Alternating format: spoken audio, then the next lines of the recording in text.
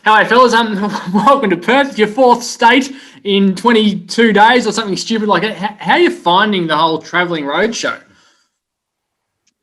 It's normal. It's normal for us basketball players. We travel a lot. We backpacking around. Like you said, it's an extended trip. But we focused on, winning basketball games, getting our season started. So, ironically, conversely, I think it was a good thing for us. I got to know a lot of my teammates well. If I was in Melbourne, I wouldn't get to know, about Cam and his family. I wouldn't get to know about all the guys, from top to bottom, Tristan, Ben. And, it's probably going to help us more than it's helping other teams. So it's been cool.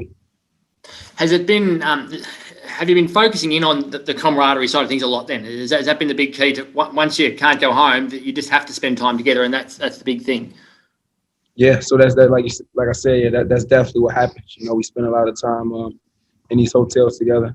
Obviously, we on the basketball floor, and the weight room, things like that. But we having meals together, 3 meals a day together.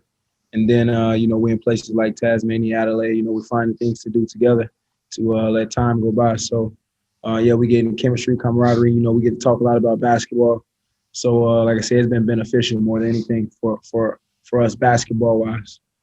What about for you, Simon? You've experienced the lockdown side of things in Victoria, and the Wildcats are still in lockdown as we speak. They're only allowed out for a couple of hours per day. Having experienced it yourself, do you think you have an advantage of being able to live life normally again whilst they're going to be coming out of lockdown on the day of the game? Well, firstly, we were in lockdown for 6.5 months, not 14 days. So we're well versed in lockdown and the issues pertaining to it.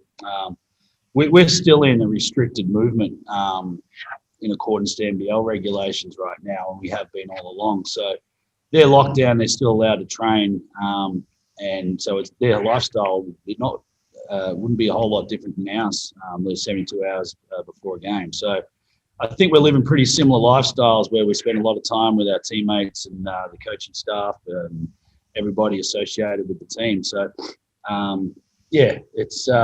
it's one of those things. I think we have a bit of an advantage, Victoria, and I'm sure Melbourne United feel the same way. Is that 6.5 months of lockdown, 72 hours before a game, not being away from all these things, but these hurdles that are being thrown at us. I think we're used to it.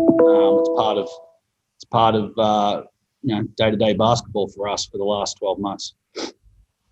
How do you prepare specifically for them? Have you seen enough of them? Given that they've been watching you on TV playing 2 real games, you might have seen them in a couple of practice matches, have you?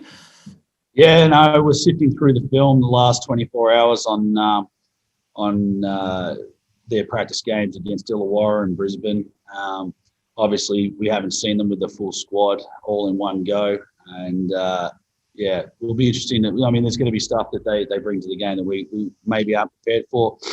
But at the same time, we're constantly evolving and developing as well. So, in the early stages of the season, there's always going to be an air of mystery about your opposition. It's after you've played them once and then the second time, third time that you become really familiar. So we just got to really key in on what we need to work on and then deal with the Wildcats secondarily after that. Is the advantage that you know Bryce, like you know what you're going to get from Bryce, and he's going to be the one who you're going to have to stop. So it's not like you have to plan too differently around him.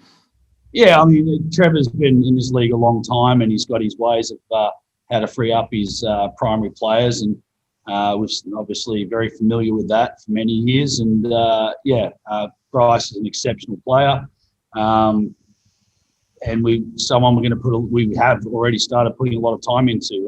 Keifer's very familiar with Bryce, having been a teammate of his before, so he's someone that we certainly key in on for this game. And what did you take personally? What were you happy with out of that second game in Adelaide compared to the first? Making free throws was certainly a positive for us. I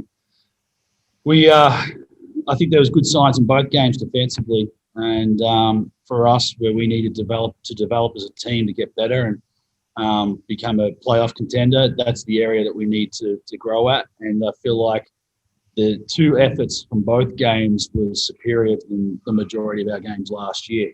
we're not fooling ourselves into thinking that we're a finished product at that end, but we certainly are bridging the gap between our best and worst, which is really important for us.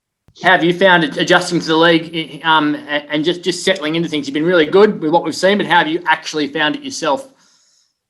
I found it well. I think more is just adjusting to my team, more than adjusting to anything in the league. I mean, I know defensively I just had to keep my hands off. That was one thing. They give the offense a little more freedom of movement than some other leagues I've played in. That's kind of more, they let you get away with a lot more physicality. But, just getting used to the offense, finding my team. And, now that we're in a game setting, there's nothing that really could simulate a game, we could practice as much as we want and have practice games. But, we was able to get these 2 games under our belt, get the rotation down, when you actually playing for a win and all the percentages and things count like that. I wanted to just see, how I'm able to play, the shots I'm able to get, how my teammates are. So just keying into just all of those little details, all the little intangibles, things like that. And just putting our team in the best position to win ball games. That's what I'm going to continue to do. We're 2 games in. So, we played, with overtime, we played 90 minutes. So we got a long season to go. And, just figuring that out game by game so we can be playing our best basketball towards the end of the season. Must help. Simon mentioned that Bryce. It must help from a scouting perspective when you join a new league. There's someone who's very good who you know a lot about.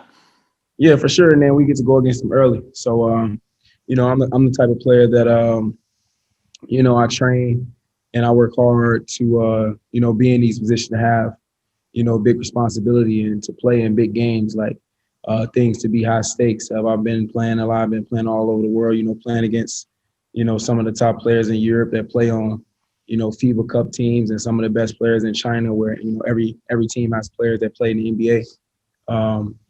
So it's definitely fun, play against somebody like Bryce that I'm familiar with. Like I said, then I play with him, high-level players. So it just gives me an advantage rather than saying I was just someone coming in this league that didn't know him or how good he is. So, it's going to be beneficial for us and just just have some basis of him would just give me some ability to, prepare for the type of matchup and intensity that it would be. Simon, just firstly, how much of a positive was it, the fact that we showed we can get a win the other night without Creaky having a huge performance? I wouldn't say he didn't have a huge performance. I thought he was pretty solid. Maybe a couple of missteps in transition, kicking the ball around the gym, but it's uncharacteristic of him. But I thought his contributions were pretty good. The thing I really like about it is we got to get him some rest. He played like 25 minutes, and I think Creaky needs to be at his best between 25, 30 minutes. Creaky, just because last year we probably ran him into the ground a little bit, so it's important that we can get in those rests. He's obviously a big part of our team, but we've got to keep him ready for the whole of the season. And Ben Moore's form, being able to stay out of foul trouble and be able to contribute the level that he did was a huge bonus for us. And you said we looked pretty rusty after the first game in the double OT. How would you say we're looking now heading into game 3? Still a little rust to get off at the moment. I thought our finishing was a little bit poor. I wasn't really happy with our efficiencies in the paint. We shot the ball better from the perimeter, but maybe didn't get as many looks as we needed. Maybe passed down a few too many shots there. And it's nice to make some free throws, but I was really happy about getting to the free throw line so many times in game 1.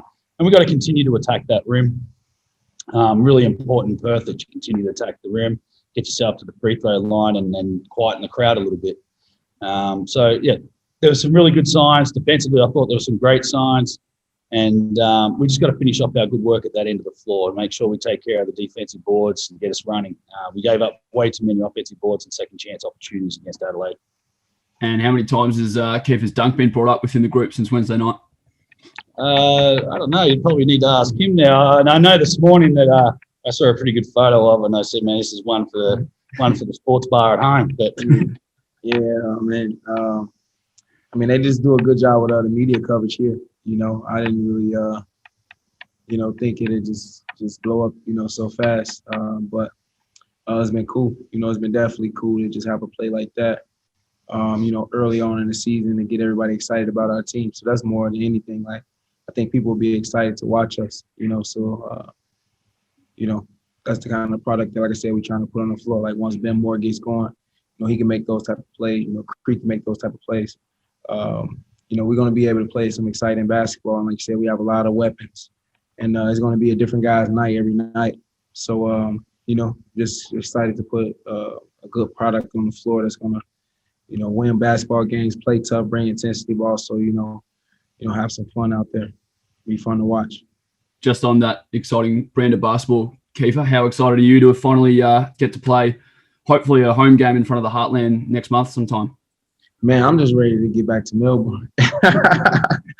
But we'll be on the road for like 31 days or 32 days, whatever. So, man, I'm just super excited to play in front of the home fans. And, I'm ready to see their energy. I hope they're excited to see us play. And, we'll be at home for a while. I don't know if they can get into the bubble, but we're going to need them. We're going to definitely need them this year. So we're ready to get back to our home base, our home fans, and, just play it on our home turf.